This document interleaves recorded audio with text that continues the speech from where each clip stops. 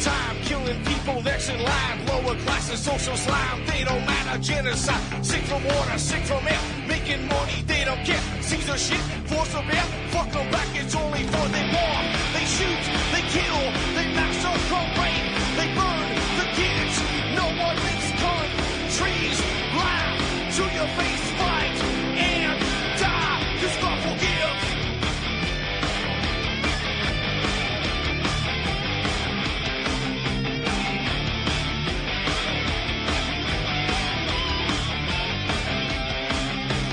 Selling lies and buying time, killing people next in line. Lower classes, social side, they don't matter. Genocide, sick from water, sick from air. Making money, they don't care. See their shit, force a bear. Fuck them back, that's only fair. They bomb, they shoot, they kill, they massacre, rape. They burn the kids. No one makes countries lie to your face, fight and die. Cause God forgives.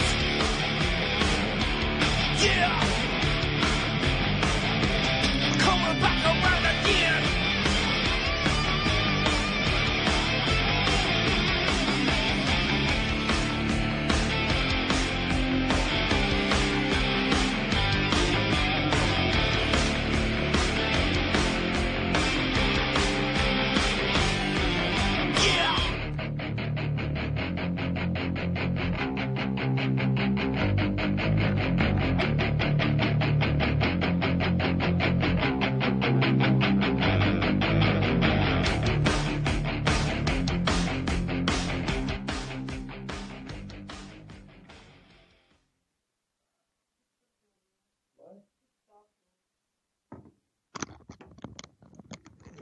Good afternoon, everybody. I'm Ron Stevens. This is Rock the Boat right here on UCY.TV, my favorite little network on the internet.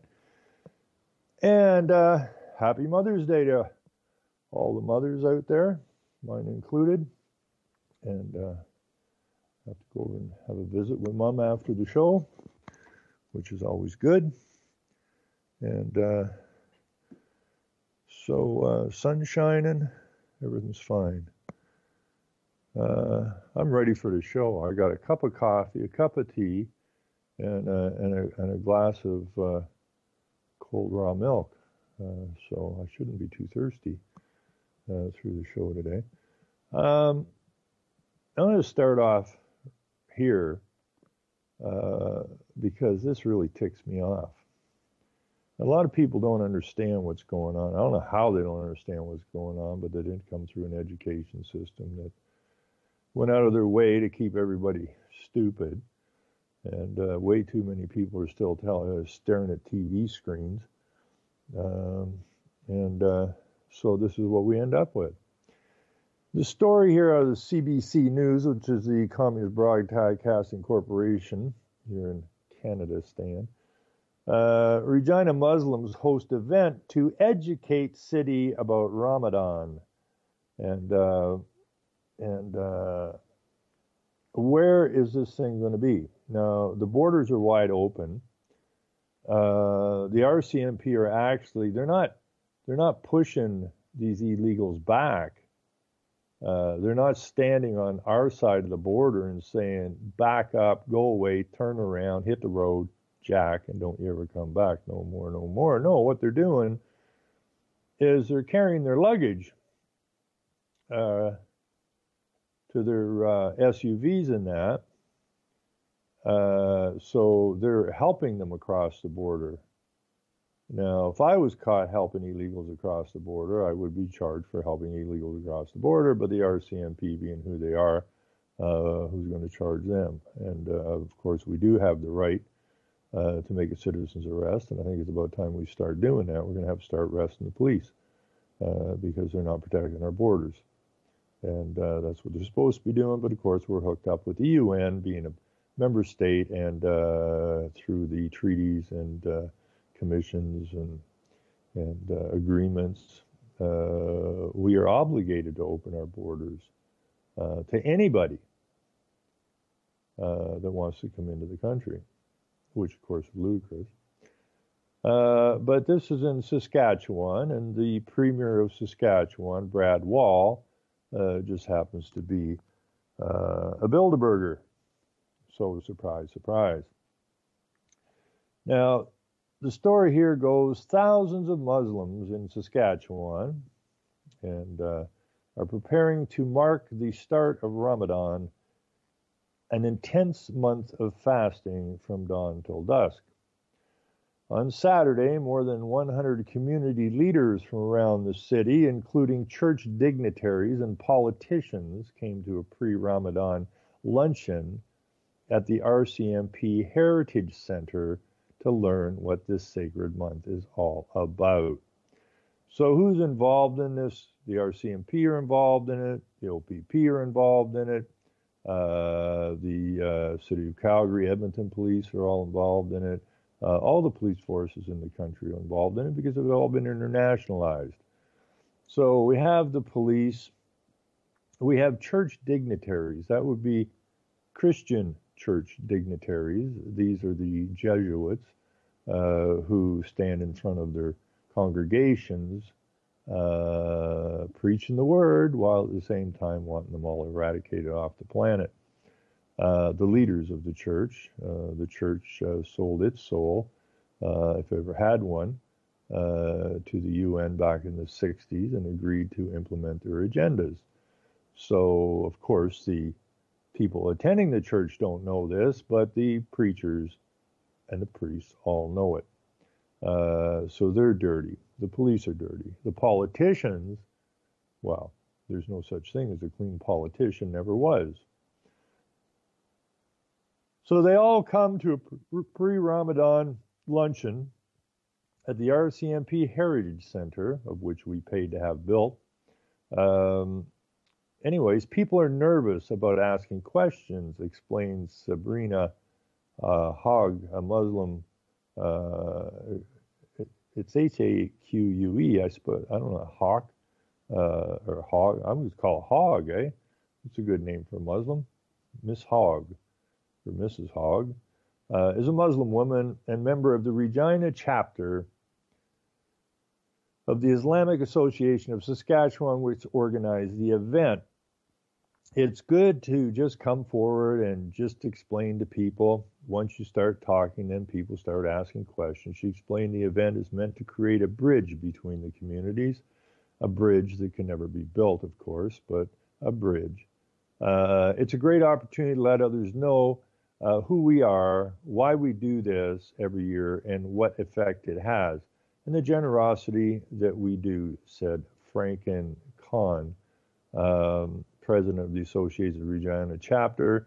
We call this home now, just as you do, and it's a great place to be because we plan on taking the frickin' place over and putting the screws on you people who built the nation. So it's our home now, not yours, and you're going to have to bow down or bring out some dogs and throw some pig fat at us, or pig grease at us to scare us off, I suppose. What is Ramadan? He explained that Ramadan allows Muslims to better understand the pain felt by the impoverished.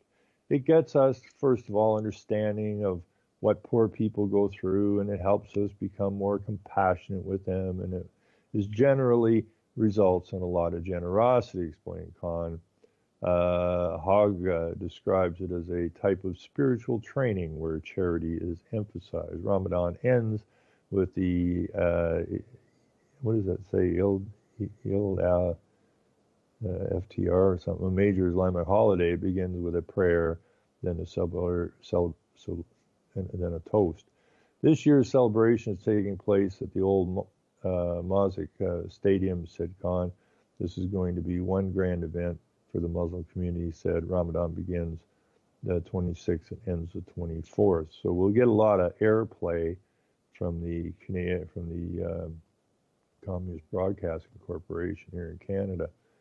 Now, I put this up, and man, I've been getting a lot of hassles, but then that's okay because I'm trying to clean out my Facebook. I've been getting an awful pile of unlikes, but that's okay because I'm still gaining. But I'm getting an awful lot of um,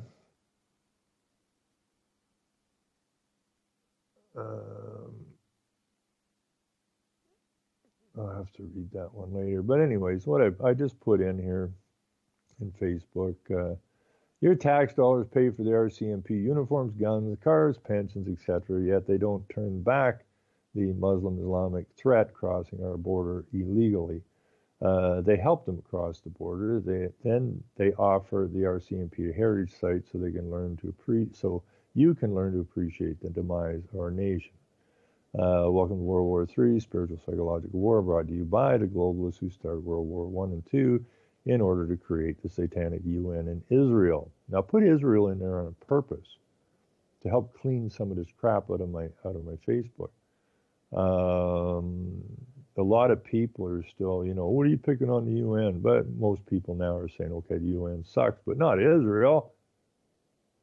Not Israel. Yeah, Israel.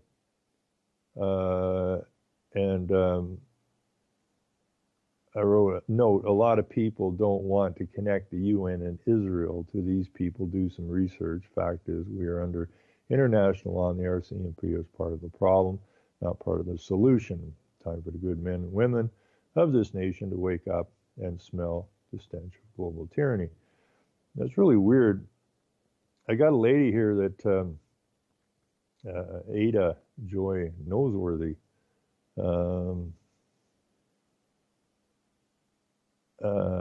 wrote this as a comment.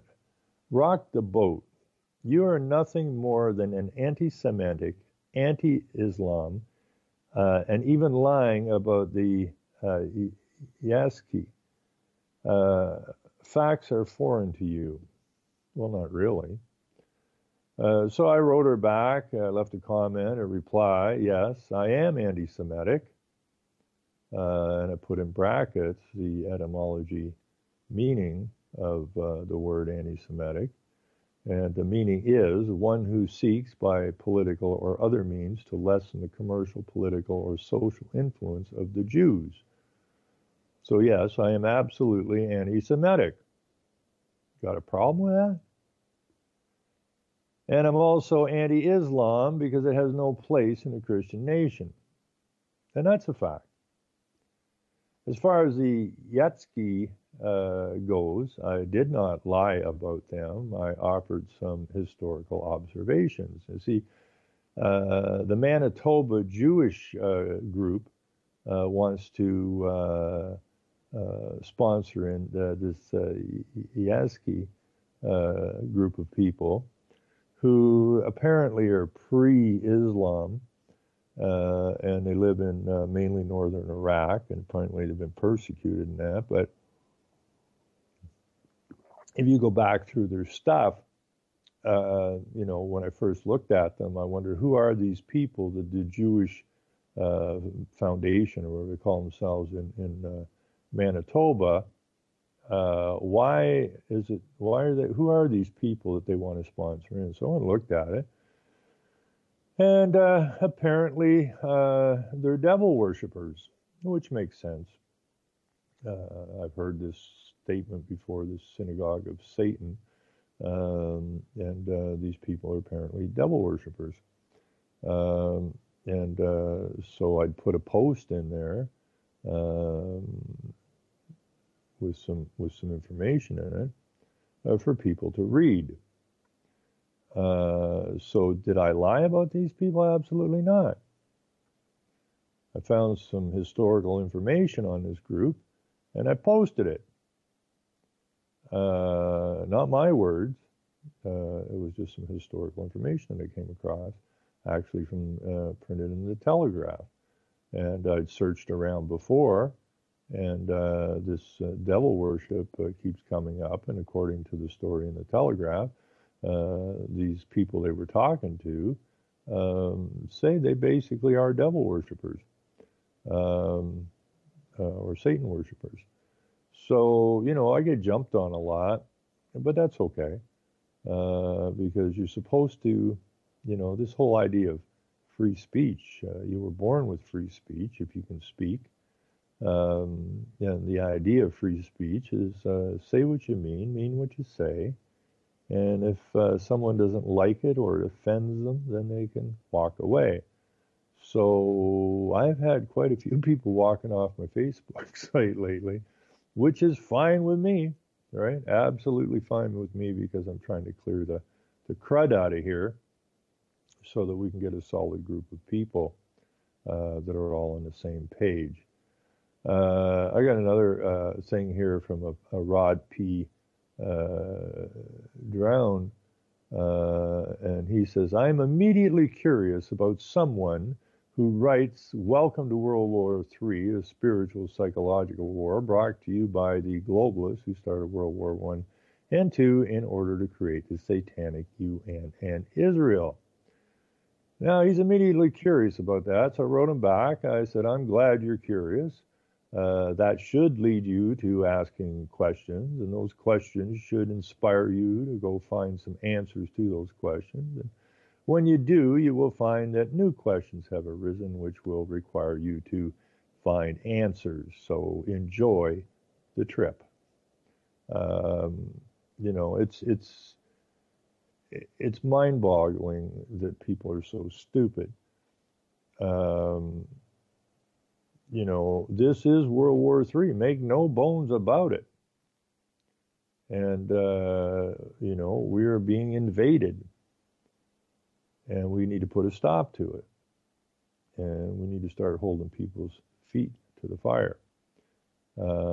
This nonsense of bitching and complaining about Prime Minister Trudeau, and people still seem to think this political system is real somehow, which it's not. It's all fictional. It's a complete fiction. It was created as a fiction. It continues as a fiction. There's nothing real about it. It's just a deceptive tool to manipulate the good men and women who call this place home. Now, this idea that Prime Minister Trudeau is our Prime Minister is ludicrous. He is the Prime Minister. He's the Queen's Prime Minister. All of these police took an oath to who? The Queen. And who do they serve? The Queen. And what is the Queen? The Queen is a title. And what does that title signify? It signifies the apex of the political and legal systems, which are what? Corporate. So your country's a corporation. They serve the corporation. No politician has ever served the people. It's an impossibility because they take their oath to serve the title. So, we have no obligation to the Queen. We have no obligation to the politicians. We have no obligation to the corporation, because the corporation is a dead legal fiction, as is the title Queen. Okay, fiction. Something made up in the mind. We, on the other hand, are real, living, breathing men and women. And we need to brush aside this deception that has been laid over us since we landed here. We need to brush it aside. Either we go arrest them all for fraud, or we just ignore them and get on with our lives. But that means we're going to have to take care of our own borders. And we have an obligation to do so. This idea, I see this constantly, Trudeau's going to destroy our country. No, Trudeau doesn't have the capacity to destroy your country, but you do, on the other hand, have the capacity to consent to the destruction of your nation through your silence and your inaction. So it won't be Trudeau that destroys your nation. It will be you that destroyed your nation. So point the finger where the finger needs to be pointed at yourselves. This idea of scapegoating, that you don't have to do anything because, it's his fault, like a bunch of sick little children, ain't going to cut it, folks. You're going to have to get up off your hindies, up off the couch, and you're going to have to stand up. And you're going to have to start saying what you mean and mean what you're saying. Enough of this. Enough of this. We hate Trudeau. You know, enough of it. You can hate Trudeau all you want, but it ain't going to accomplish nothing, is it? And this idea that you're going to say Trudeau and his crew destroyed our nation is not acceptable in any way, shape, or form. It was our forefathers that left their countries to get out from under the boot of tyranny to look for freedom. They came here. They started on the right foot and got conned. And we went with our blood, sweat, and tears and built a beautiful nation. We built it. We own it. We possess it. And it's ours. And these people have no capacity, no ability, no authority to destroy what our families built. None. They have no lawful right to sell anything off, our infrastructure, without our express consent. But then the lawyers, like this crap, their legalese, this silence is consent. So being silent, we've consented. We've said, go ahead and do what you want. And that's exactly what they're doing. And it has to stop. And the only one that's going to stop it is us. It's not going to be, well, when 2019 comes, we're going to vote Trudeau out and get the Conservatives in or the NDP in. Well, they're all attached to the same entity. They're all, regardless of who is in power, this nation, country, whatever they call it, on the UN side, is we are obligated by the treaties and that we have signed and the agreements we've made since before the inauguration of the League of Nations, which was way back World War I. So this crap's been going on an awful long time. And again, none of it's real. It's all fictional.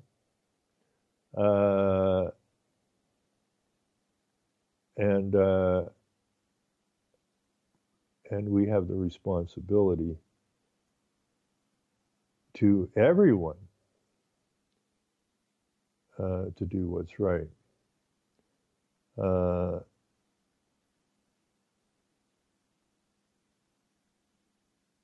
So I'm just going through some stuff here.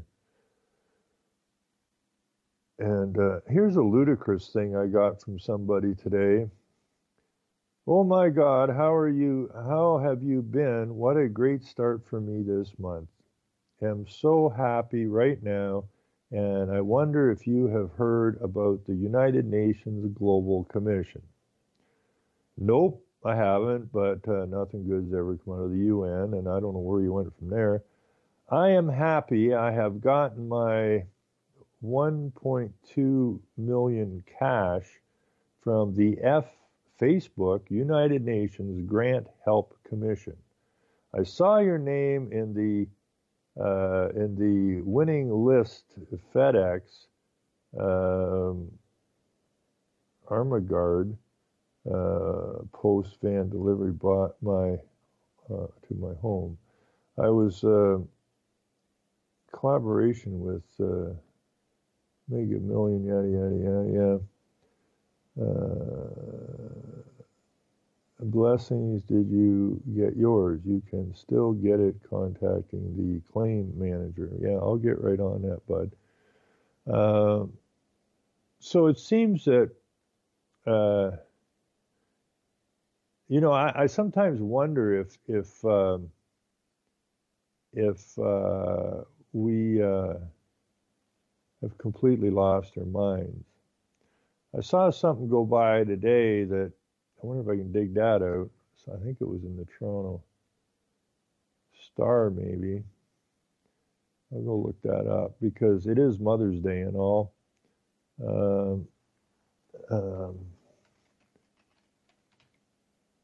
I think it was, I'm pretty sure it said it was in the Toronto Star. Um,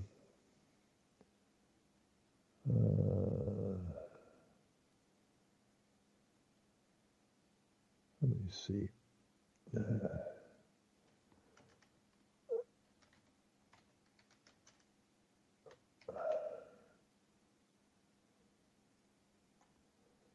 Because unless somebody was pushing some nonsense again.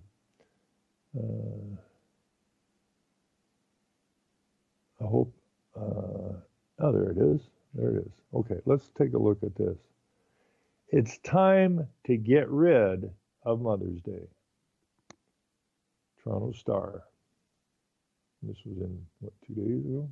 I just seen it go by this morning.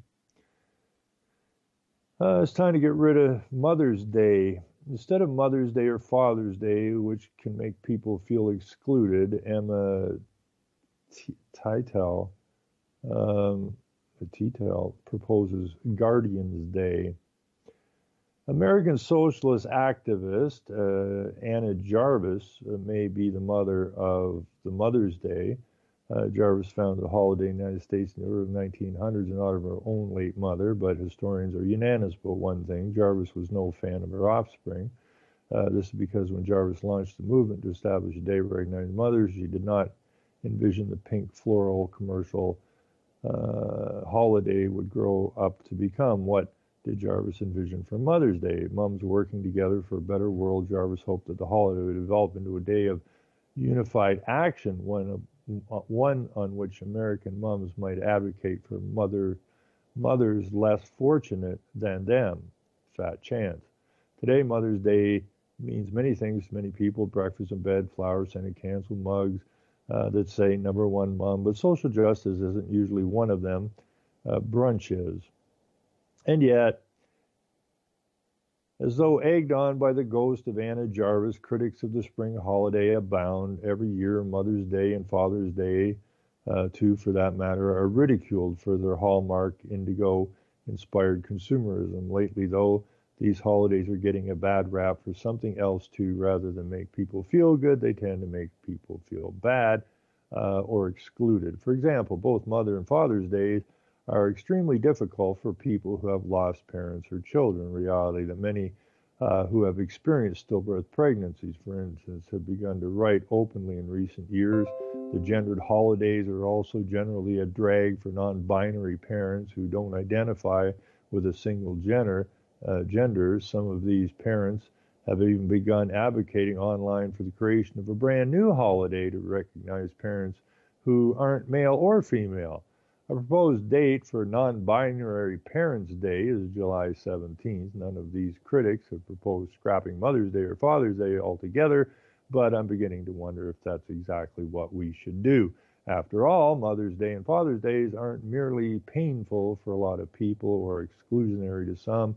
They are often simply more trouble than they're worth. For every one survey shows, survey says that one of the most common complaints about these parental honor holidays is that there are a lot of hard work and stress for precisely the people they're meant to pamper. A big reason for this is that beyond the obligation to see family members you may not want to see, these holidays don't fall on a day of our own choosing, unlike Christmas, New Year's, or Thanksgiving. You don't necessarily get a day off work. You may love someone in your family, you may love brunch, but if you don't get to see your loved ones and eat your breakfast in bed on your own terms at a time of your own choosing, then Mother's Day can be a burden rather than a boon. This is why I'd like to propose that we scrap both Mother and Father's Day for good, and in the spirit of both inclusivity and selflessness, I'd like to propose a new holiday called Guardian's Day. Guardian's Day has a nice sci-fi fantasy ring to it. It will be a rotating statutory holiday, meaning you can celebrate in any day you please, and you can interpret it any way you like. A guardian can be a mom, a dad, a non-binary parent, a grandparent, an aunt, an uncle, a pet owner, Or why the heck not somebody who takes really good care of his house plants? Guardian Day may not fulfill Anna Jarvis' dream for moms working together to help the less fortunate. And brackets here, it says it would also certainly lead to the production of millions of the kind of impersonal greeting cards she hated so much on bracket. But at the very least, it might mean that the people the day is meant to honor might actually, for once, enjoy themselves. Now, this is where we're at, and it's coming at us quicker every day. You know, the researchers all knew this stuff was coming. But Joe Average, who gets up every morning and goes to work he probably doesn't care about, but he's got to keep the bills paid. It's the only reason he's working. Doesn't have time to do a lot of, well, actually, they do have some time to do a little bit of research to turn damn television off. But this is the kind of nonsensical propaganda that's being tossed at people. And you know this is being taught in the schools to the children.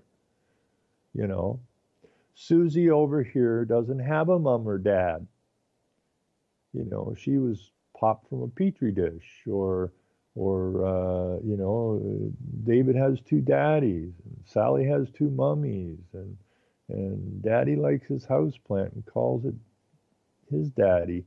And I mean, the insane are most definitely running the asylum, and we gotta somehow get this turned around. I remember reading why this Jarvis woman many years ago started Mother's Day, and it seemed like a reasonable idea. And but you know that all of these holidays, it doesn't matter if it was Guardian Day, it would still be. I would think that probably the card companies and the gift companies would love to have Guardian Day, because they would have that many more products to sell. Mother's Day, they have Mother's Day stuff, and Father's Day, they have Father's Day stuff. But Guardian Day, you could have pet stuff and plant stuff and binary stuff and they talk about. I'm sure that the card company and the gift companies are just going, yeah, let's get Guardian Day, right? We can sell into these clowns, So the idea that Mother's Day and Father's Day has turned into this commercial thing. Everything is commercial, and this is just a way to commercialize something into the sci-fi area, I suppose, is what they said. Look at folks. You can't be non-binary. I don't care what Bill Nye or anybody else says. You can't be non-binary. You are a male or you are a female. Deal with it. Or end up being this thing that Bruce Jenner turned himself into. Well, he's still a man. He's born male. He's going to die male. I don't give a sweet bejesus what anybody does. You can cut and paste till you're blue in the face. But you are still what you were born. That never changes. Well, I'm a woman now. No, you're not. No, you're not. And I don't even know how you sit down and have an intelligent conversation with these people.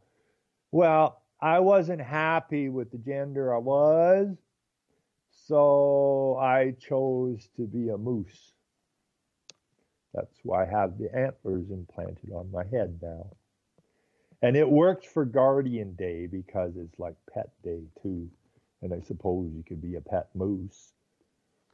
This is beyond ludicrous. It might make a funny movie, but as far as reality goes, it don't cut it. And that's what they're doing, is they're dragging us completely out of reality and completely into loony land. And they print this stuff in the papers because the papers are all pushing it, because the papers are all, these people have all sold their soul. I was talking to a friend about politicians the other day. He brought it up actually about the difference between a psychopath and a sociopath. And I said, there is no difference. They're the same deal. He said, well, a psychopath is antisocial. I said, not really. And he says a sociopath is more gregarious and outgoing and stuff like that. Well, it doesn't matter. They're both sociopaths. And when you look in the dictionaries now, they've actually pretty much ditched the meaning of psychopath and have taken psychopath and sociopath to mean the same thing. So they've kind of taken this super negative psychopath and kind of set it aside and put the word sociopath front and center and kind of said, psychopath is. But I used to write all the time that these people are psychopathic sociopaths, which takes in the whole thing. And there is not one politician out there who's not a psychopathic sociopath. They're all amoral, and they lie. And they don't feel bad about when they lie. They don't feel bad when they hurt somebody. And or you should know, that all politicians are vetted. The people never pick the politician. Okay, you do this what would you call it? Every 4 years you line up and have these stupid conversations. Well, I'm going to vote liberal this year. Really? I voted for them last time. I'm not doing that now. I'll vote conservative. Really? Why is that? Just because I'm pissed off. Know nothing about politics. Know nothing about how the country works. Know nothing about the history of the country. But for a few moments while they're in the lineup to mark their ballot, which they really don't mark. They mark as an agent of the person who is the corporate entity, and only corporate entities can be dealt with in a corporate situation, which is what the country is a corporation. So you never voted anyways. But you go and play the game, and you have these dumbass conversations once every 4 years, and then you pat yourself on the back because you voted. You wonder why this nation is in the mess it is today. Well, that's a big part of it. So I don't know what you got to do to wake these people up. I went to pay my cable bill the other day, and I was talking to this lady, and she's from Poland. Nice girl. And we're talking about some stuff and about the local politics and that. And she said, well, she says, I never vote for that guy, the mayor of the township she's in. And I said, well, you never voted for anybody anyways. So what are you talking about? I vote all the time. I always go and mark the ballot. And I got talking to her. I said, yeah, but you can't vote. What do you mean I can't vote? I do it all the time, but you can't do it. And she said, start laughing. What are you talking about? I said, well, this is Mother's Day, so this is probably a pretty good day to do this, because, we're celebrating Mother's Day. And, Mother's Day is the day that Mom had the kid or whatever. But Mom only had the kid for a little wee bit of time until the state agent came in and asked your mom to sign the registration.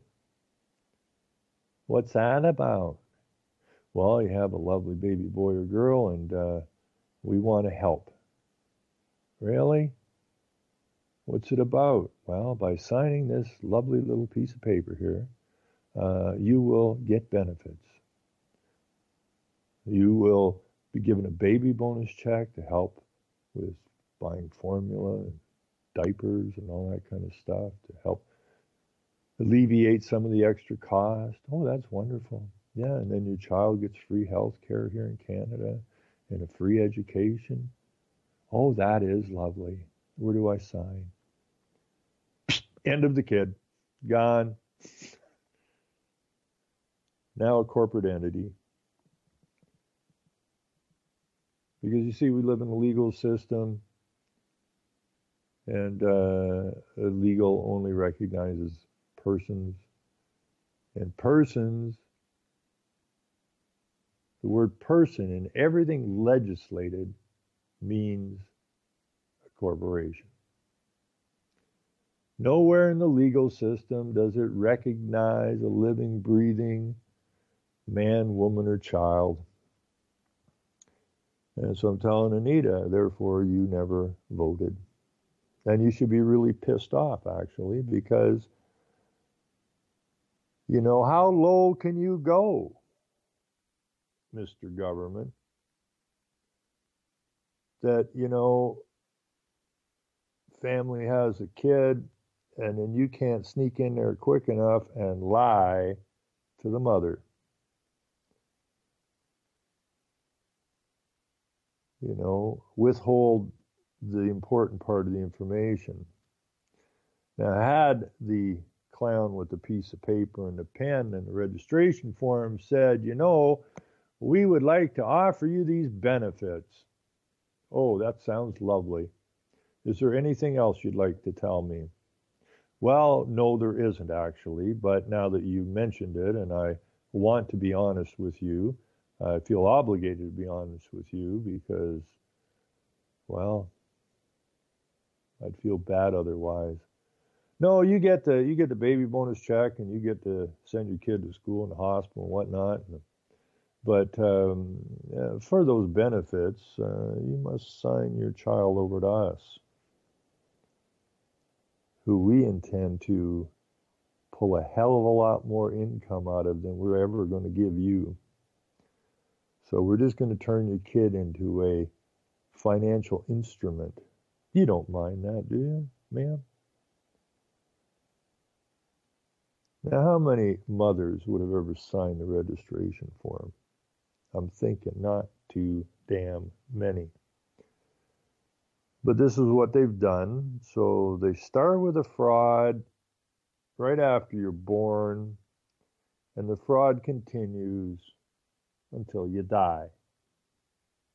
At which time they clean up the estate and they close the book, account closed.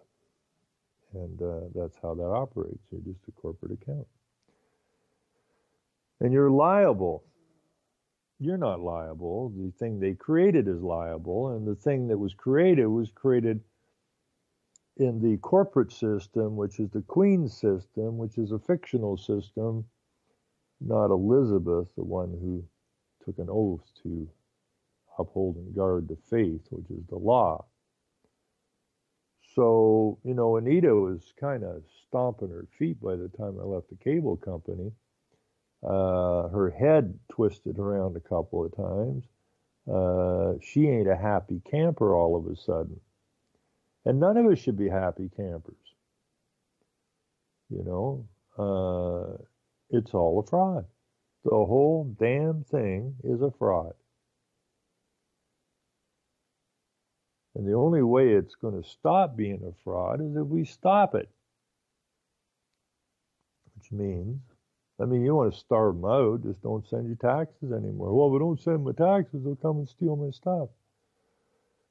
Well, if you all stop paying your taxes, they ain't going to steal nothing from nobody, right? We have the numbers, we overwhelm them. Now, I did get a call just before, 5 minutes before showtime, I got a call from a farmer. And they had, I don't know, the bank was trying to repossess somebody's farm or something. And I guess this morning, banker and a collection guy or something showed up at the farm to take the cattle or whatever. And they asked them if they had a proper documentation, and they didn't. So they called the police in. because this was an attempted theft without proper documentation. They thought they'd just come in here and go, hey, we're from the bank and we're from here and there, and you move aside and we're taking this stuff. And the farmer said, no, you best show some paperwork, which they didn't have. So they actually called in the police, and the police came down and looked the situation over and told the farmers they would probably be laying charges of attempted theft against the bank people and whoever else was with them, which is interesting, to say the least. But like I was telling my friend there, you know, I've been talking to enough police over a long enough period of time, and the police are even starting to ask questions because they're being negatively affected too, and they're probably getting sick and tired of protecting the bandits. In my case, the police used to come here once a month to put a disconnect notice on the house. And I do this on purpose. It costs me a couple extra bucks each month, but I do it on purpose in order to speak to these people that bring the paperwork and that. And but they sent the police for years and years and years. So every month, 2 cruisers would show up in front of the house. I don't know what the neighbors thought's going on in here, but then the disconnect agent would come up and post on the door that if I didn't pay the bill within such and such time, it would be disconnected. And always with cops. And I would ask the cops, you know, like, what are you doing? Like, why are you running shotgun for a private corporation? A corporation that stole your electrical system from you. Well, we're just doing our job, you know that, Ron. We got to do what we're supposed to do or told to do. Well, not really. You don't have to do that. But we always got to talk on that. And it got a little weird. And after I went to the police board hearing, no more cops. They refuse to kind of call them out on what they were up to, and then they said they would no longer accompany Westario Power to the house, which proves that I was no threat to anybody, and the police agree I'm not a threat to anybody. As they say, I'm just pushing buttons, which I say I'm not pushing buttons. I'm just asking legitimate questions, looking for legitimate answers. So we get along fairly decently. The whole point is to keep talking to them to try to plant some seeds in their head. So then what's the power company do? It doesn't deliver any notices to the house anymore or make a phone call. Where the hell am I? No, oh, we're emailing it to you. No, the law says it has to be hand delivered to the premises, on the building, and you cannot hand deliver an email unless you make the email, print it out on a printer, and then carry it to where it's supposed to be delivered and deliver it. That's called hand delivered.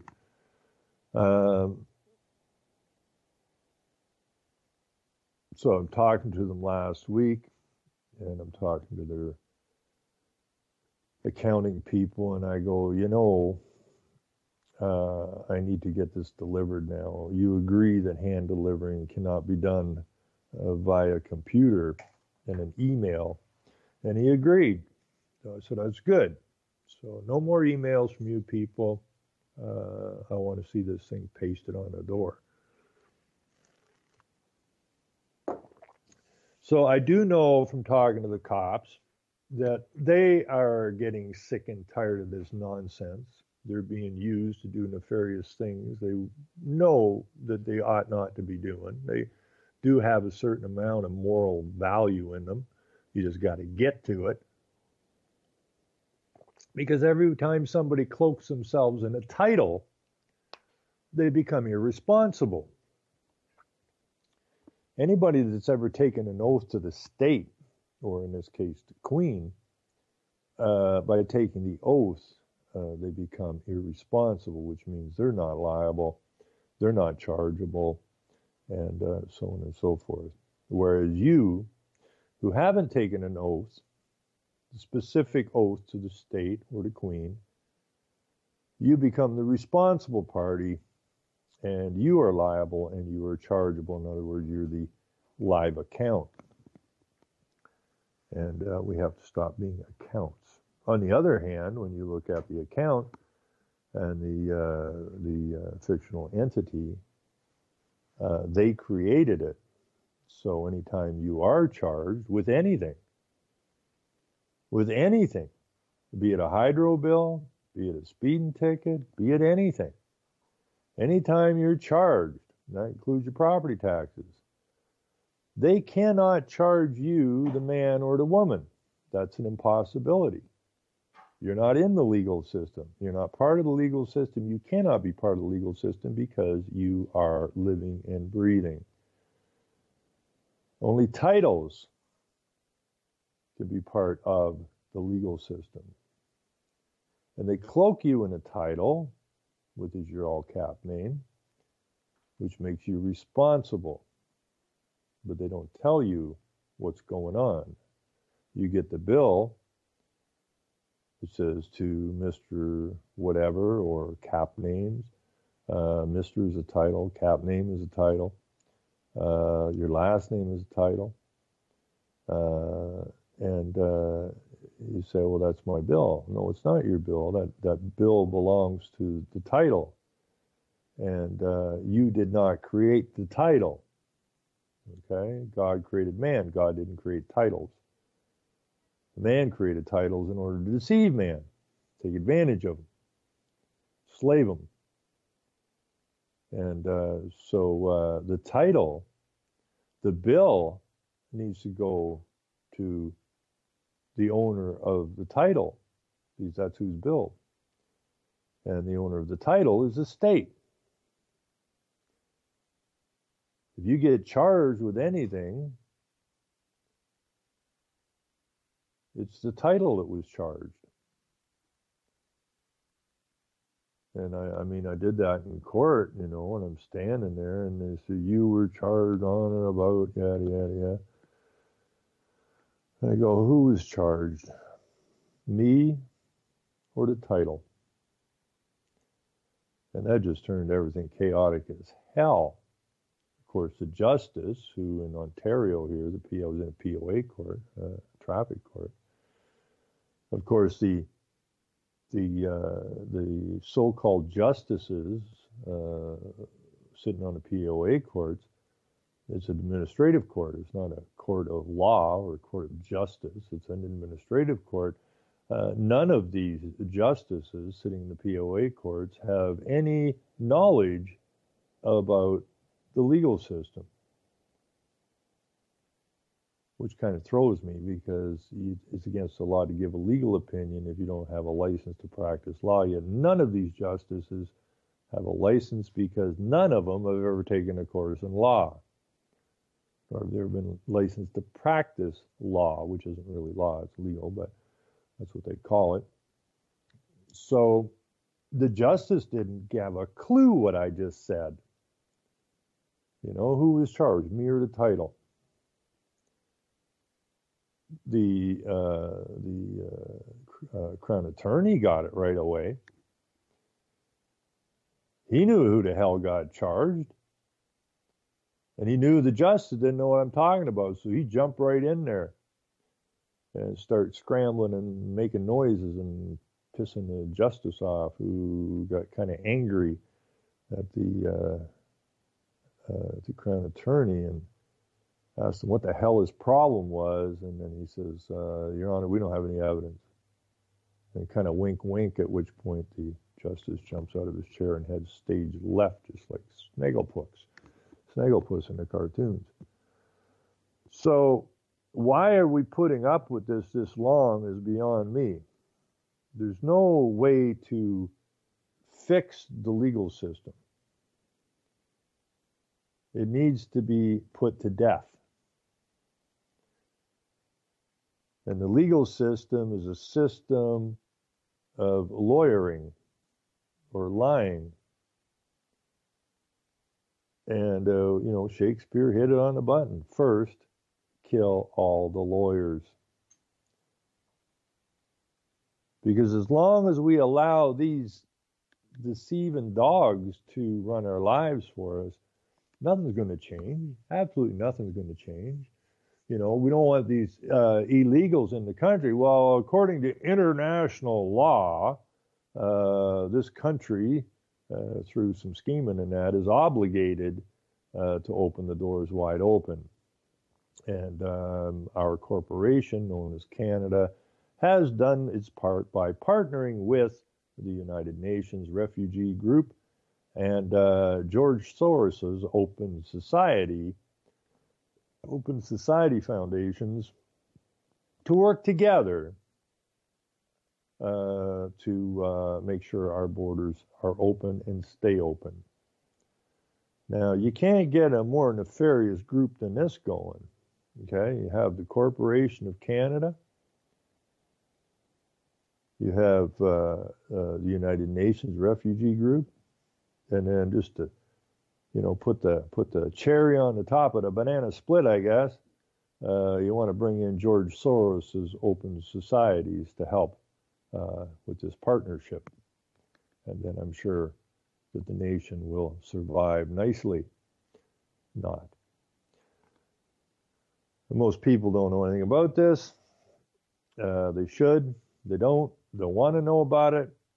They do want to yell and scream and bitch and complain, about this politician or that politician, and knowing, of course, nothing about how the political system works, how it came about, where it came from, what the purpose of it is, and all the rest of it. They just want to yell like little, I don't even know how low you could go. I don't want to embarrass any children. 3-year-olds, maybe? I don't know. Because I wasn't that stupid at the age of 7 or 8. So I don't want to upset any children. But even though these people think they're adults, they're not adults. They're just little children running around, without digging their heels in and opening their minds and learning a little bit of stuff so we can put a stop to this. Now, I'm not depressed that we're not going to win, because I know we're going to win. I find it depressing when people say, "Oh, they're going to ruin our country." Well, nobody can ruin anything unless you let them ruin it. If somebody comes up and is going to kick your dog because they want to ruin your dog, I'm sure you would step in between you and your dog and say, "You kick that dog, I'll take your friggin' head off for you, buddy." But when your whole nation's at risk, well, I don't think there's anything we can do about it. We don't have the authority. I don't know where that even came from. We don't have the authority. You have all the authority. I was talking to some grade 9 kids. The other day at the store. Well, actually, we were heading over to Michael's farm. And, there's a bunch of grade 9s in there at lunchtime getting their lunch, a chocolate bar and one of those power drinks or whatever that seems to be knocking people on their ass all the time. Real good, nutritious food. Not. And, my friend that was with me, we're getting coffees and I see these kids and I know this is 2 good opportunities. So, I went over to them and Paul's going, "What are you doing?" I said, "Hey, you got to talk." And someone over these young guys, and I says, are you just about getting sick and tired of being lied to every hour you're in the school? And they kind of looked at me, who is this guy? And I said, "No, seriously, you believe this stuff they're telling you in school?" And one of them kind of nodded, "No." "Were you getting sick of it? Being lied to? The time you walk in that school, the time you leave it? Every freaking day?" And then all of a sudden, they all started nodding their heads. "Yeah, we're sick and tired of this crap." then why don't you speak up about it? Well, we want to get in trouble. Well, aren't you a good little bunch of Canadians? Right? You know you're being lied to, and you sit there in class and don't open your mouth and challenge it. Why? Because your teachers told you if you challenge them, they'll put little black marks on your name, and then it will negatively affect your career choices later in life. Is that not correct? And they went, yeah. And you put up with this shit? They said you got a cop in the school all day, every day? A little town of 7,500 people in the frickin' middle of nowhere? Do you like having a cop in the school all day, every day? No. Then why do you allow that? What can we do about it? Walk. Vacate the damn school. Don't come back till he's out of there. Well, I don't know if we can do that. Well, we did it way back in the 70s. I said they were bringing cops in here, raiding lockers, looking for weed and whatnot. And we're in grade 9 and 10. And we told them that wasn't going to happen. Our school, not your school, our school. This is our place. This is our space, not your space. You got no authority to be in here. Bad enough we got to put up with you people on the street, but you ain't coming into school. Then we vacated the school. It was a big school, bigger than the school that's here. We had to do that a couple of times. And eventually the administration said, okay, don't. No more cops. And that's how you fix things. You stand the hell up. You know? Same thing. I give one kid a little shot, a little elbow on the side of the chest there. You know, just kind of like a little cross hit. Nothing behind it, but you know, so that's the other thing. I talk to kids your age, you know, I don't see roughhousing on the street. I mean, you're not grade 9 boys, man. You walk along the street like a bunch of zombies with your heads hung down. Well, we're not allowed to do that either. Why is that? We already know why that is, but why do you put up with this crap? You know, they've got you guys so down and depressed already. You know, think about down the road in 10 years when they got you filled full of pharmaceuticals and shit if you aren't already. How are you going to stand up then? If you don't stand up now in your youth, you know, you're going to have the capacity to stand up later. And that's what happened to our entire population. We've become extremely weak of spirit, mind, and spine, just like Brzezinski, who come out of another Canadian institution, McGill University, which has a very nefarious background, said that he would, over the course of 3 generations, that they would soften and mess with people so bad that they wouldn't know which end was up and they'd have no ability to stand up. Well, that's about where we are, isn't it?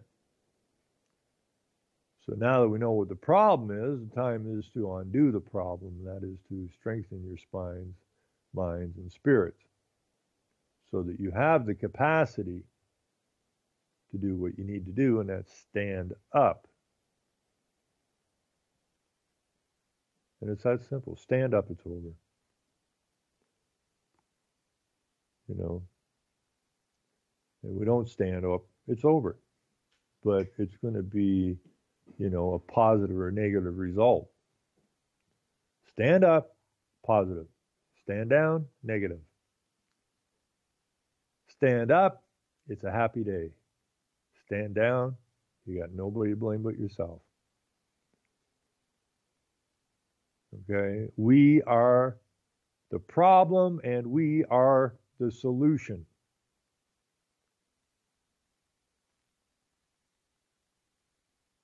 We know what the problem is. We know what the solution is. We're belly aching about the problem, but we ain't going on the solution side. And we need to get there. We need to get there pretty damn fast. I was thinking today that, our forefathers are probably beating on their caskets going, open this damn thing up. And if they could get up and they could rejoin us, I have this feeling, and I don't think it's an incorrect feeling, I do believe it's correct, that our forefathers would tell us to go lay down in their boxes while they dealt with the situation. And once the situation has been dealt with, they will gladly go back and rest. But that we have a duty to them and to the children and grandchildren those not born, and that we must fulfill that duty. And I don't know what the problem is doing it, I look at Michael Schmidt. I mean, that was inspirational. I love this guy. So he's got a smile on his face. They were baking yesterday. Yesterday's baking day. And they were baking, and the food is fabulous. Brought home some bread and some milk and some liquid yogurt. He started a school for the children, so they didn't have to go to the public schools.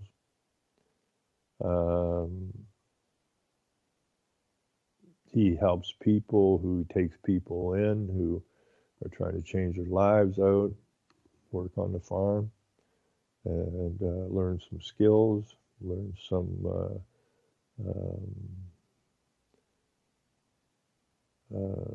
feeling of worth for themselves.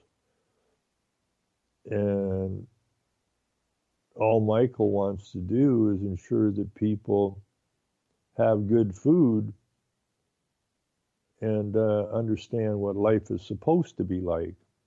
And he's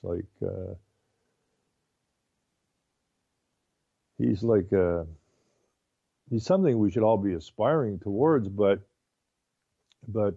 especially his strength of spirit, mind, and spine.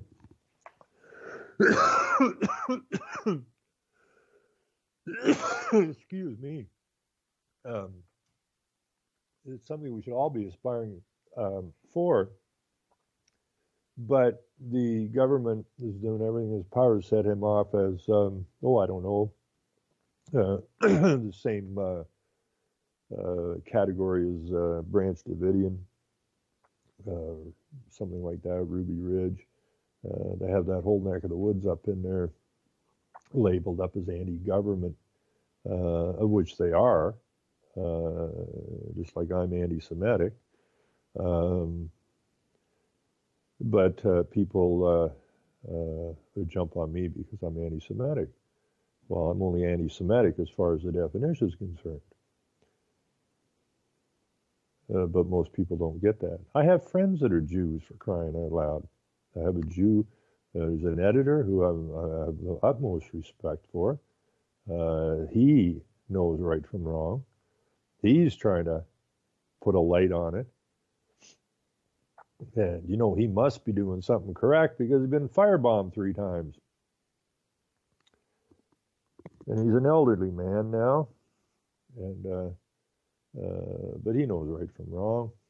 It's not like every Jew is trying to wipe you off the planet, but it is the ones who control that population.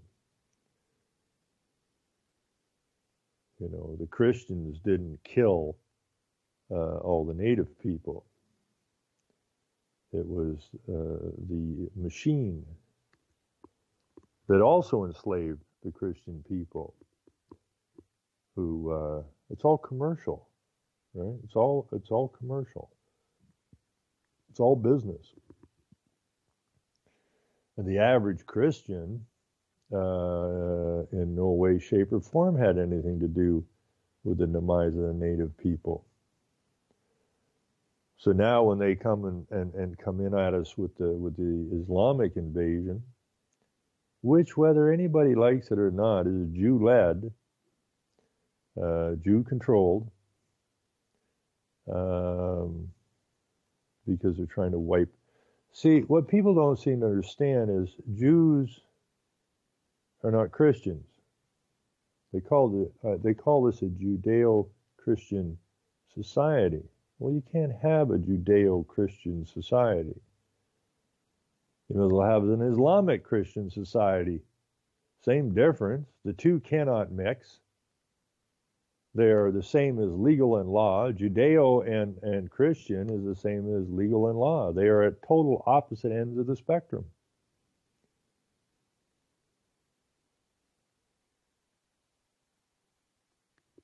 And that's a fact. So, you can't mix those two. They have nothing to do with one another. But one has been manipulating the other for millennia. And this is part of the result we're seeing. There's no Christian influence in our government. There's a Jewish influence in our government. There's a globalist influence in our government. But there's no Christian influence in our government. The Christians have no voice in their own nation. And that needs to change. I'm thinking we're almost due for the next Reformation. Now, it was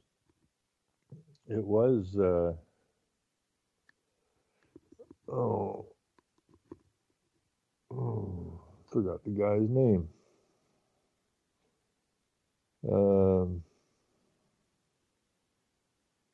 Anyways, the old German guy will come to me,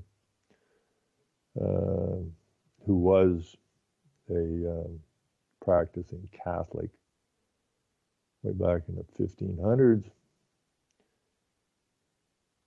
And then when he finally made it to Rome, he saw what was going on there. He saw the decadence. He saw the evil. So I mentioned little naked boys popping out of birthday cakes. Well, the Catholics are still playing with little naked boys, for crying out loud. And that's when he decided that this was evil. And that was really, the Reformation. And that's when the so-called real Christians stood up against the Catholic Church and the Catholics weren't allowed into England, and so on and so forth. And that's, I guess, why my uncle was an Orangeman at one point, or most of his life, I guess. He's 90 now, or he will be 90 this year. Still working in the garden, still going for long walks, him and his wife.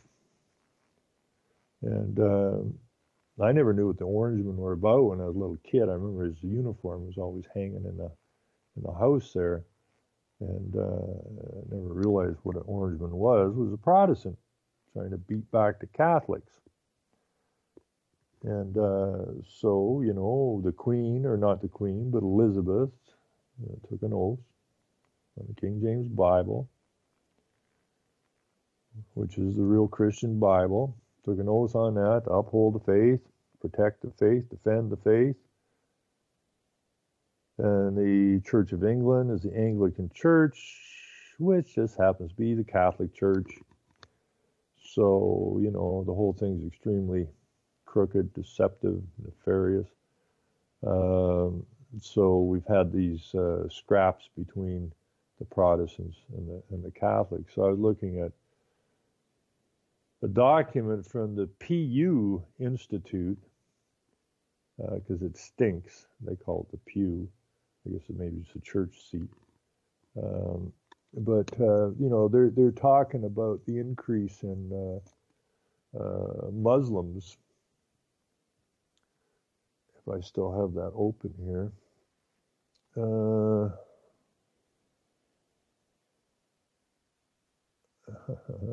Maybe not.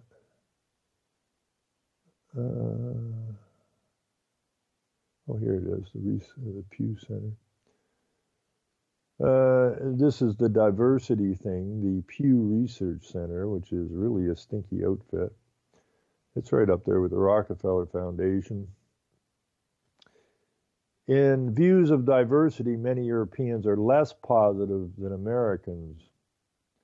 And this has to do with the simple fact that why would the Europeans be less positive? Because obviously they've been affected by this diversity longer than we have had over here in North America, because everything comes east to west.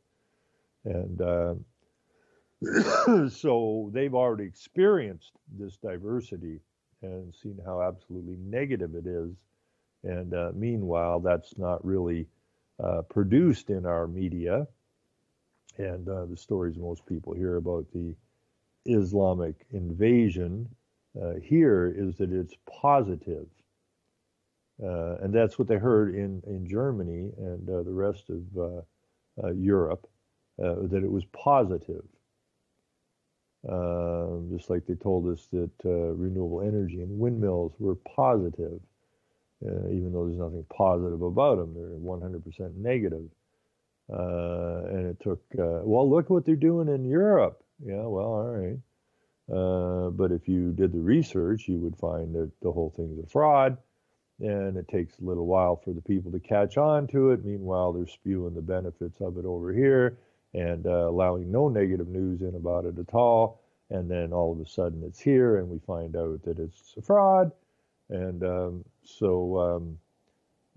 we have the people in Europe are not as happy about the diversity as the people in America. The most common view among 10 European countries surveyed is that cultural diversity is neither a plus nor a minus in terms of quality of life, and no nation does a majority say increasing diversity is a positive for their country. At most, roughly a third. In Sweden, 36%, UK, 33%, Spain, 31%, describe growing racial, ethnic, and national diversities in favorable terms. So that's at most. Okay, so the majority, call it basically 70, 65, 70%, find it's negative. By contrast, more than half in Greece, 63%, Italy, 53%, say that the growing diversity makes their country a worse place to live. Roughly 4 in 10 Hungarians, 41%, and Poles, 40%, agree. Now, we've already got the statistics from the PU Institute saying that this diversity thing is negative. Meanwhile, over here in North America, who's just on the edge of this stuff now, the beginning edge of it, as being promoted as a wonderful thing, just like wind turbines were presented to us as wonderful things. And the media, the magazines, the movies, the TV, Little Mosque on the Prairie through the CBC, the Communist Broadcasting Corporation, ran for, I think, 9 years to soften the minds and spines and spirits of the people towards accepting Islam and Muslims. Then they opened the gates. And the people are unaware of what, for the most part, of what is about to happen here. Americans apparently, and I'm sure any Americans who are listening to this are probably going to have some disagreement with what the PU Institute wrote. Americans have a sharply different view on the same question posed in the Europe survey. Do you think having an increasing number of people of many different races, ethnic groups, nationalities in our country makes this country a better place to live, a worse place to live, or it doesn't make much difference? About 6 in 10 Americans say increasing diversity makes the country a better place to live, 58% compared with just 7% who say it makes a U.S. a worse place to live, and 33% say it doesn't make any difference either way. So you only have, according to the Pew Institute, only 7% of the people in the U.S. say there's continued diversity and mixing of nationalities and whatnot. Only 7% say it's a negative thing. And those, of course, must be Trump supporters. I'm just kidding about that. Anyways, on both sides of the Atlantic, views on the value of national diversity often divide along ideological lines. Europeans who self-identify as being on the ideological left are significantly more left likely than those on the right to say that growing diversity makes their country a better place to live. The gap is greater in the UK, where views of people on the left differ from those on the right by 24 points, and all substantial right-left gaps appear in 7 of the 10 European countries surveyed. In the U.S., those who identify as liberal are also much more likely than conservatives to say that growing diversity is good. Still, even the 47% share of conservatives who say growing diversity makes the U.S. a better place to live is higher than the share of the left-leaning people in many European countries. Now, I don't know about some of this stuff coming out of the Pew Institute. But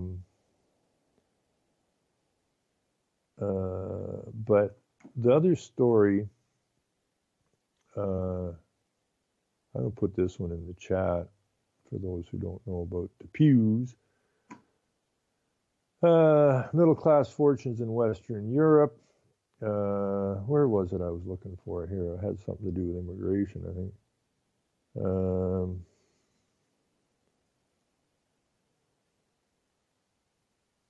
Okay, here, I think this is it. Canada's changing religious landscape. As part of the national anthem, O Canada, Canadians sing, God, keep our land glorious and free. The official French version of the song also contains a religious refrain proclaiming that the nation is ready to carry both the sword and the cross. But while Canadians have sung these verses for decades, the country's religious landscape has been changing. A new Pew Research Institute or Center analysis of Canadian census and survey data finds that more Canadians belong to minority faiths than ever before. In addition, the number of Canadians with no religious affiliation has been rising, and attendance at religious services has been dropping.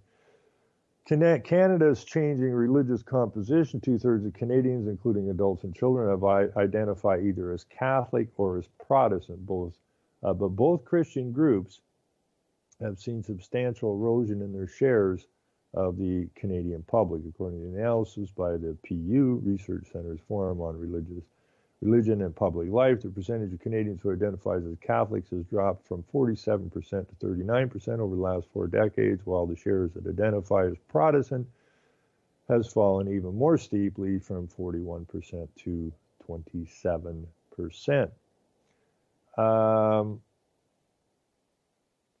Concurrently, the number of Canadians who belong to other religions, including Islam, Hinduism, Sikhism, Buddhism, Judaism, and Eastern Orthodox Christianity, is growing. Currently, these smaller groups account for more than 1 in 10 Canadians, 11% as of 2011, up from not quite 1 in 20 or 4% in 1981. So this is a slow progression because these are long-term planners that are trying to take down our nations.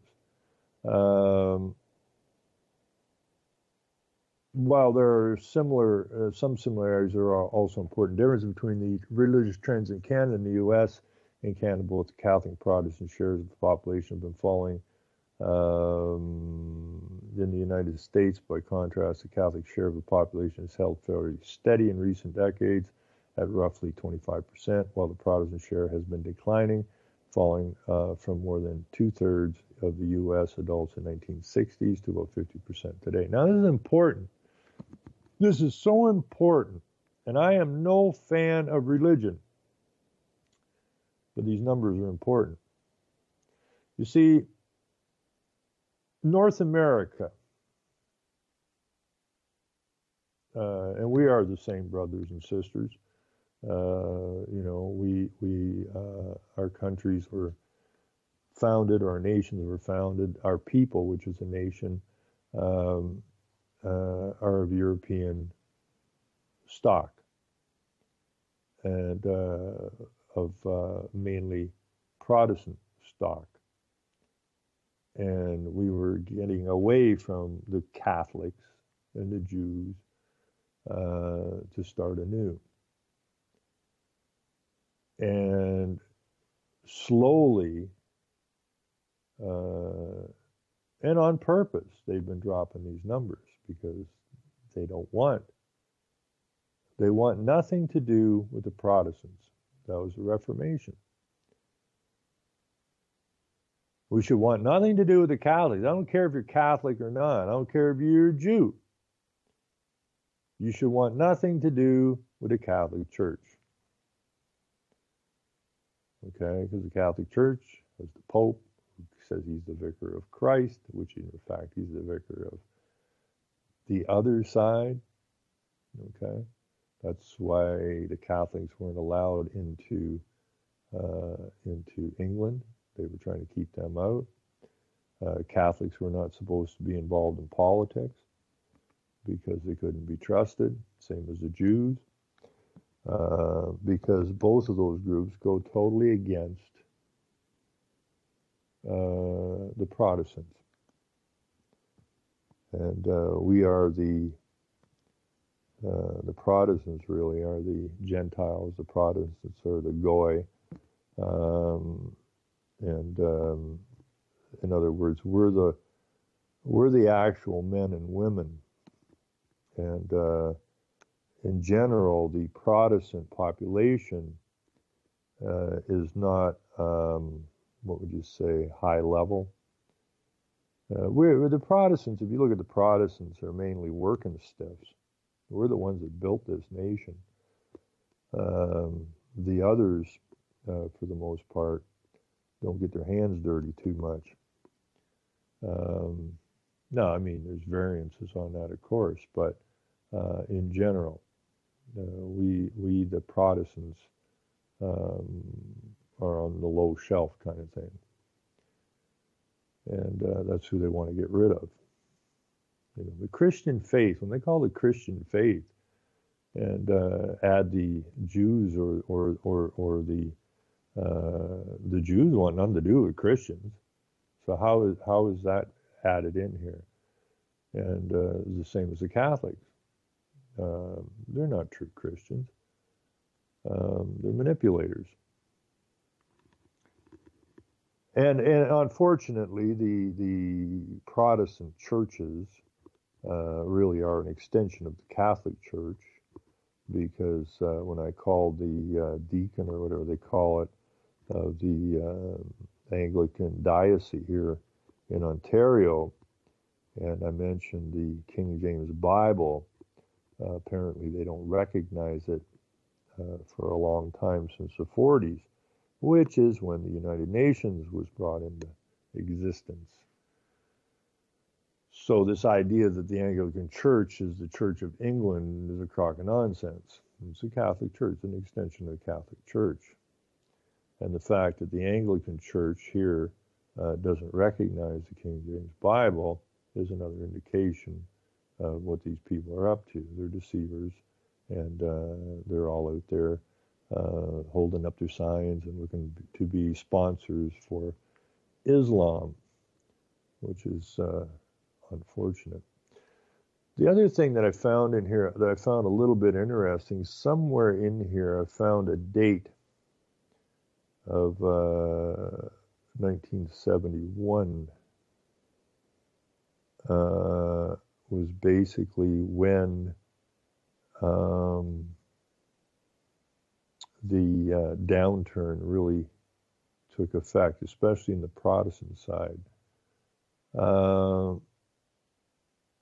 Now they talk, well, I'll mention that when I get to it, but or if I find it in here. But general differences between Canada and the United States, both in Canada and the United States, an important factor behind the growth of the religious unaffiliated is generational replacement, the gradual supplanting of older generations by newer ones. Recent generations of Canadians are significantly less affiliated than earlier generations. For example, 29% of Canadians born between 67 and 86 have no religious affiliations as of 2011, 17% points higher than Canada's oldest living generation, born 46 or earlier, and 9 points higher than the Canadians born between 47 and 66. Canadians born between 87 and 95, which includes the youngest generation of adults who are still coming of age, have rates of disaffiliation similar to the previous generations. Canadian 29% unaffiliated, the 2011, as well as the youngest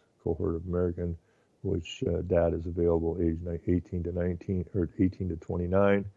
A third, 32% of U.S. Cohort is unaffiliated. Unaffiliated is 2012. Now I don't know which one it was, but one of the so-called founding fathers of the United States, which again is a corporation, but said that even if there wasn't a God, we would have to create one, because there has to be something above us. There has to be a moral guidepost, which is what we've done. We've lost that moral guidepost over the years as the churches slowly work away at their congregations that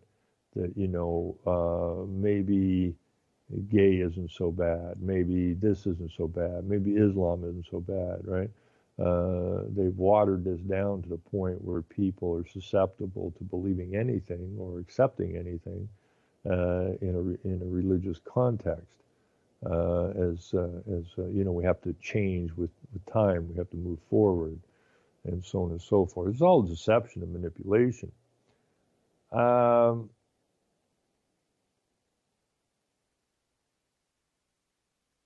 But what we found when I left the church, which is a Protestant church, I left the church in 1970 or possibly 71. Regardless, it's the same year that I left the school. I left both within months of each other because it dawned on me that we're both were deceiving the people, and both were a con game. I didn't know where exactly this con was coming from at the time, but something most definitely didn't set right in my gut. And let your gut be your guide. So that is the time period that they were changing the schools out large, as far as the way they taught math. They called it the new math, which was retarded, and so on and so forth. And now we have the new math, which is impossibly stupid. And then it was the same thing with the church. It was something happened there. It became commercial, right? It became commercial. The preachers started preaching that if you believe in God, you can have all the worldly goods you want. That's a screwed up statement. And so the church people went from being church people to rabid consumers almost. It was like they were given the authority by the church to go buy all this shit they didn't want or need. And, it got out of hand. And so, they'd gotten away from the basics. God created man and gave him dominion and gave him law, pretty simple damn stuff. And they got away from all that stuff. And that's because I didn't find out till much later that the so-called Christian churches handed themselves over to the dictate of the United Nations through UNESCO. And it's been downhill ever since. So people wonder why the numbers are dropping. Well, we have to drop the numbers, and everything they do is generational. So over, generations, 2.5, 3 generations again, we can turn this so that it's not this bulwark that can hold us back, and that they can take control of our country and implement Sharia law, whatever other shit they want to implement here. So, I'll put the Pew Institute in here because it has some interesting stuff. Growth of Canada's religious minorities.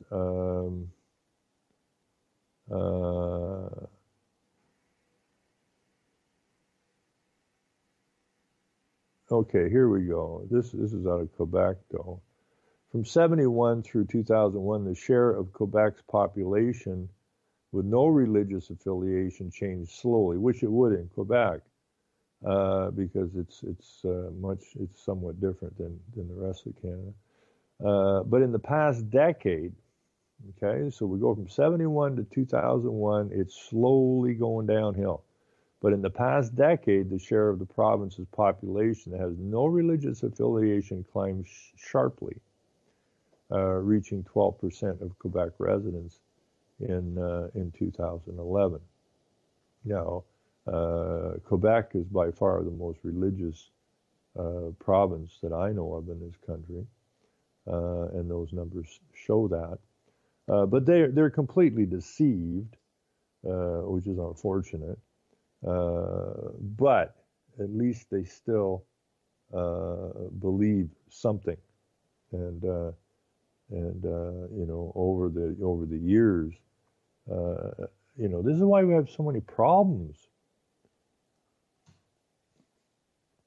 We've gone from right and wrong and black and white to gray, and there is no right and wrong. I can just imagine a preacher back before I quit going to the church explaining binary gender. I can just picture that one. Anyways, about 20%, this is on immigration, about 20% of Canada's current population was born in some other country. With such a large presence, immigrants have had substantial impact on Canada's religious landscape on purpose. As in the United States, where immigrants, including those who are unauthorized, make up an estimated 30% of the total population. In the 70s and 80s, Canada's foreign-born population was smaller, largely European, and overwhelmingly Christian. That is the basis of our society. Now, to change that society out from what it was founded as is called genocide. Okay? And that is what's been taking place for a very long time. In recent years, however, rising numbers of immigrants, nearly half of Canadian immigration population has come from Asia, Africa, and the Middle East. So that does what to our European Christian founding, our society? Okay, it weakens it and eventually destroys it and makes it disappear. Same thing as what happened to the native people. And the same thing the native lady said when I asked her if she understood the plan for Whitey, meaning, of course, everyone who's not native, and I was talking mainly about the European settlers who came here, and she just nodded that she understood. And I said, how do you understand so easily and talking away like beating your head against a friggin' wall? And then she got very deep, very quick, and I'll never forget it. Simple, she says. We lived through it. Now it's your turn. And she hit that just bang on. This wasn't a philosopher. This wasn't a highly educated woman. This was a middle-aged native woman on a reserve who understood the history and why history repeats itself, because the same players are running the game all the time. You know, and then there's that Bob Dylan song. Oh God, I can't remember that either now.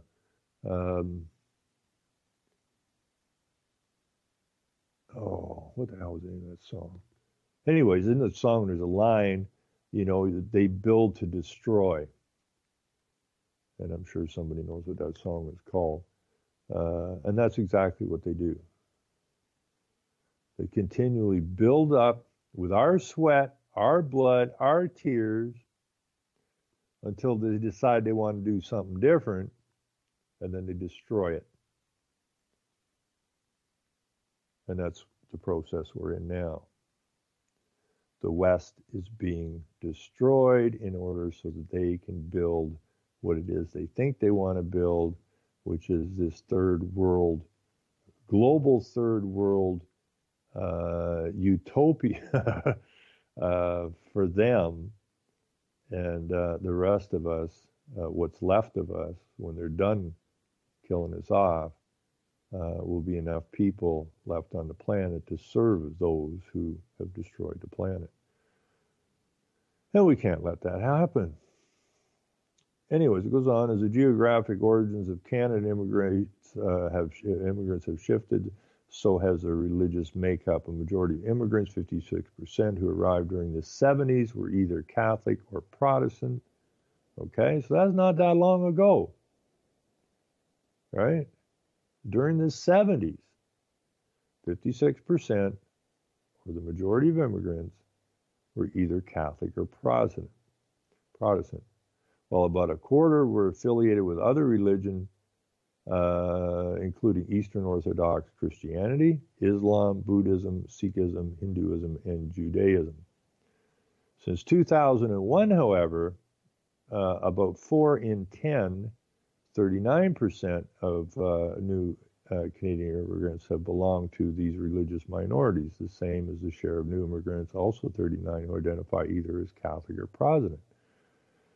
Because immigrants comprise more than a fifth of Canada's population, the rising share of immigrants who belong to religious minorities has had a substantial impact on the religious composition of the overall population. And it's continuing to rise faster and faster. Now, where the white Europeans were encouraged not to have children, because it was a burden, you wouldn't be able to afford to buy your new sports car or your boat, go on as many holidays as you'd like to if you had children. Children were sold to the people here, at least the white population here, as a negative, not a positive. Whereas the other immigrants are far out producing the white European group. Ontario has experienced the most significant increase in affiliation with minority religions. The share of Ontario residents who identify with faiths other than Protestantism or Catholicism has risen from about 5% in 1981 to 15% in 2011. Nearly as many British Columbians, 12%, belong to these other religions. Religious minorities make up somewhat smaller shares of the public Canada's Prairie Province, yada, yada, yada. Decline in Canadian attendance at religious services. Self-reported rates of attendance at religious services have dropped significantly in Canada in recent decades. The steepest declines occurred in the 80s and 90s, followed by more modest declines during the most recent decade, according to data from the Canadian General Social Surveys. The drop in self-reported church attendance in Canada is more pronounced than the United States, where attendance measures in the public overall have remained relatively stable or declined just modestly in recent years. And now we have the generational decline, and that's what they do. As they totally screw up the faith, if you will, fewer and fewer people see any importance in it.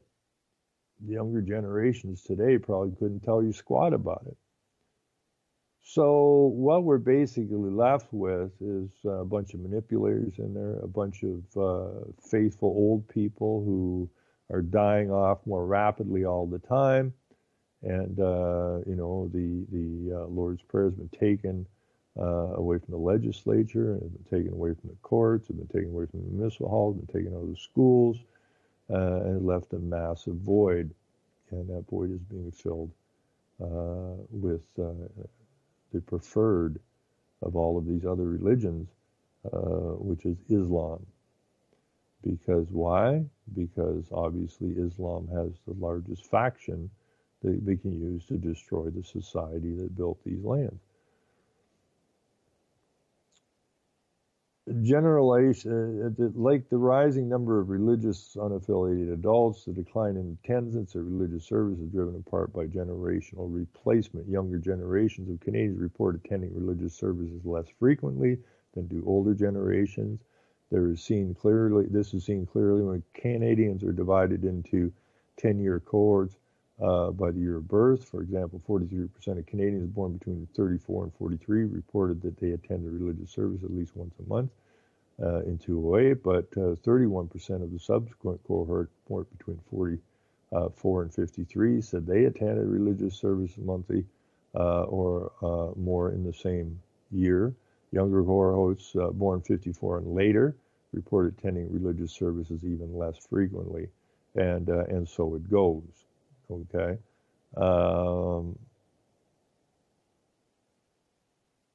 And this is all about coming to a new order of chaos. I mean, look around.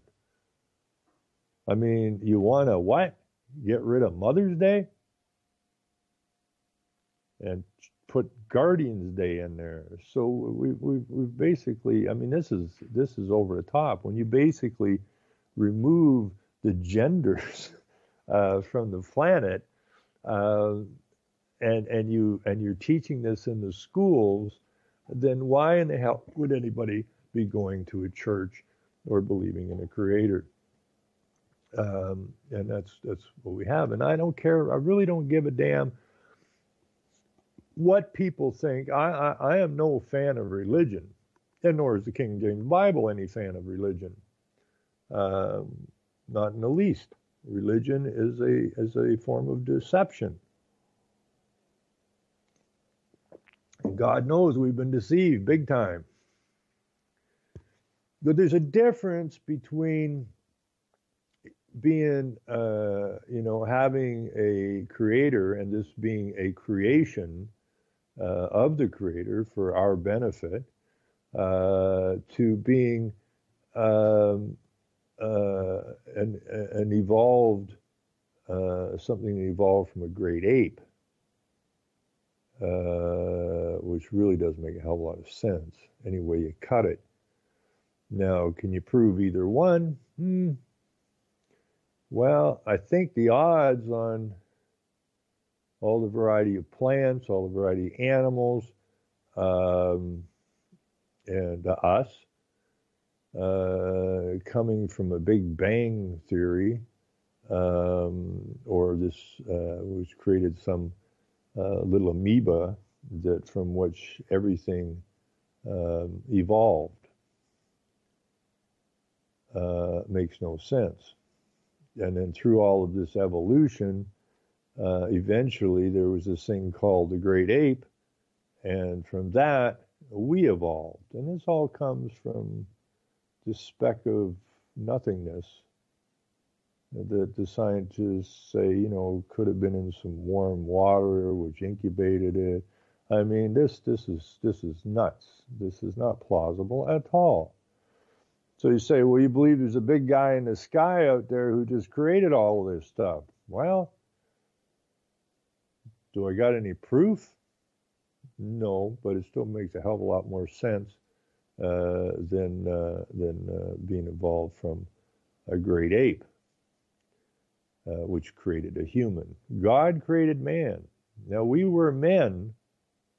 We were always men. And now we're humans, which means we're animals. And if I'm not mistaken, I'm going to look that up right now. If I'm not mistaken, because I never watch much TV, but I got a funny feeling. I think I remember. Uh,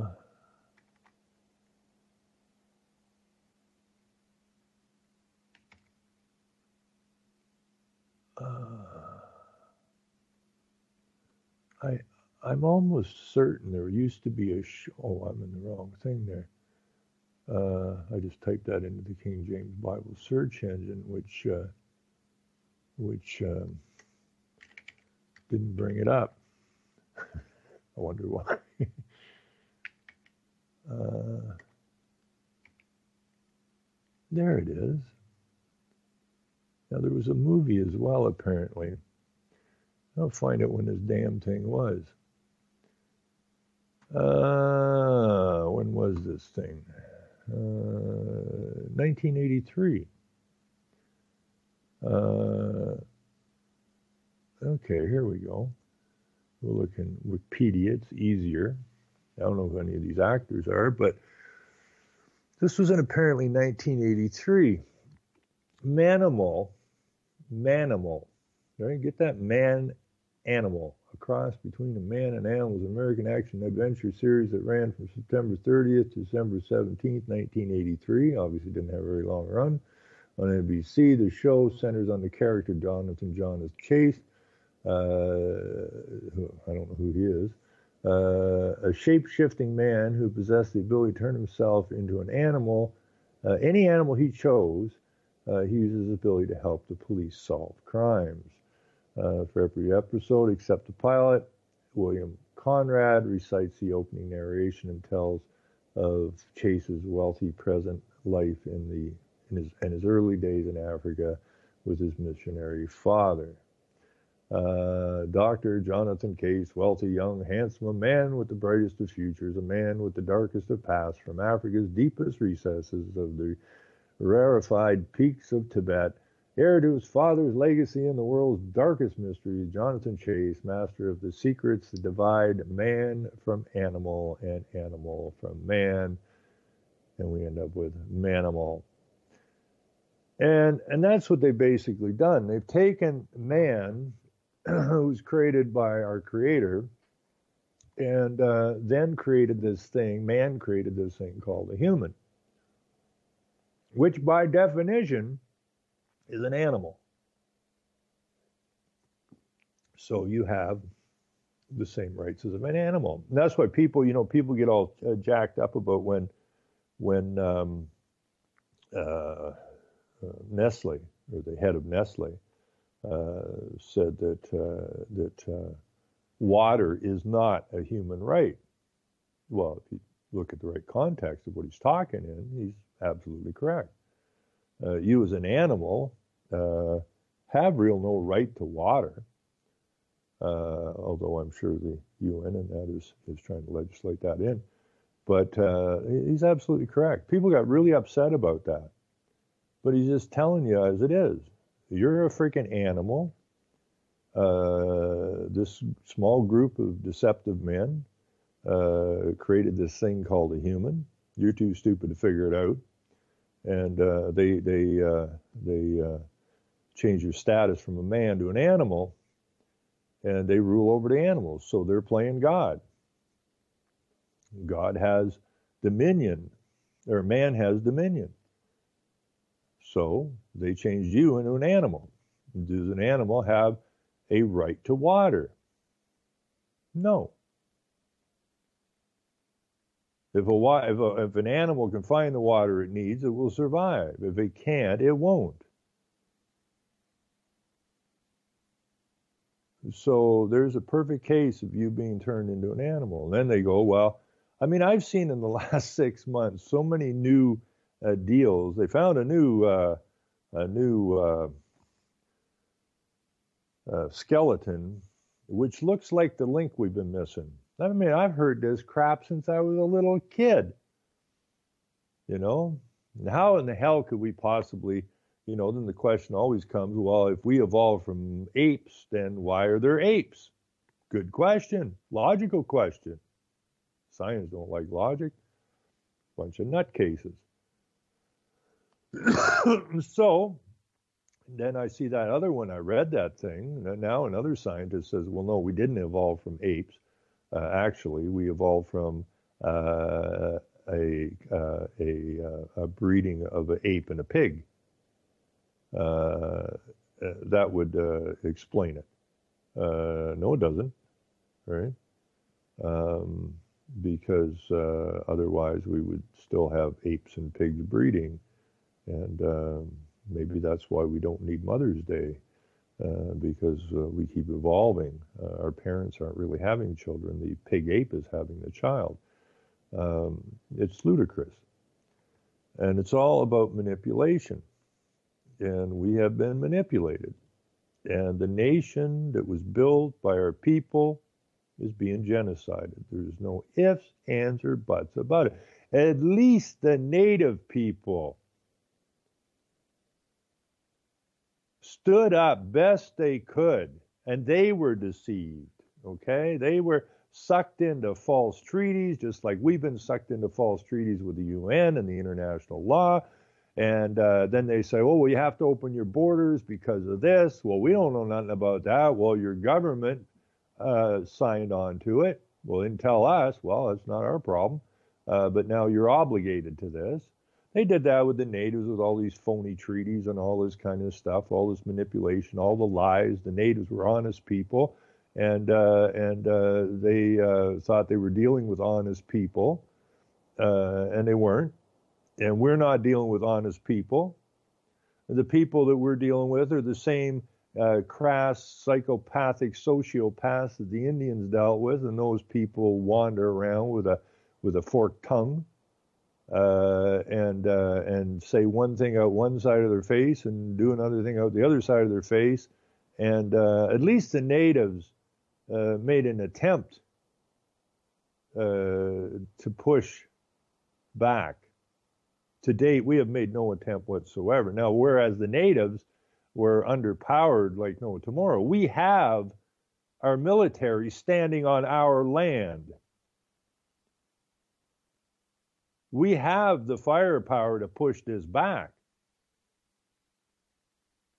We have got to get the military and the police, who are all men and women, who all have families and that, we have got to get to them and convince them that they have a duty not to the state but to us and themselves to push this evil off our land. We have no need to hate the police. We have no need to hate the military. We have got to get their brains straightened around. That you must stand to protect your nation from any enemy, from outside or inside. Well, the enemy's inside the gate. The enemy isn't over in Afghanistan or Iran or North Korea. The enemy is inside our gates and has been in our gates for a very, very, very long time. And we have to explain this. And if we can't get those people on side, then we're going to have to take it into our own hands. Anyways, I want to wish everybody a very happy Mother's Day while it exists. And I'm looking forward to next Sunday when we're going to have Michael Schmidt. And I hopefully Paul back on. And we'll discuss some more about what's going on with this trial. Have a great afternoon. I gotta go see my mama. Take care, everybody. Have a great afternoon. Selling lies and buying time, killing people next in line. Lower class and social slime, they don't matter. Genocide, sick from water, sick from air. Making money, they don't care. Caesar shit, force of air. Fuck them back, it's only for they bomb. They shoot, they kill, they massacre, rape. They burn the kids. No one thinks countries lie to your face, fight and die. 'Cause God forgives.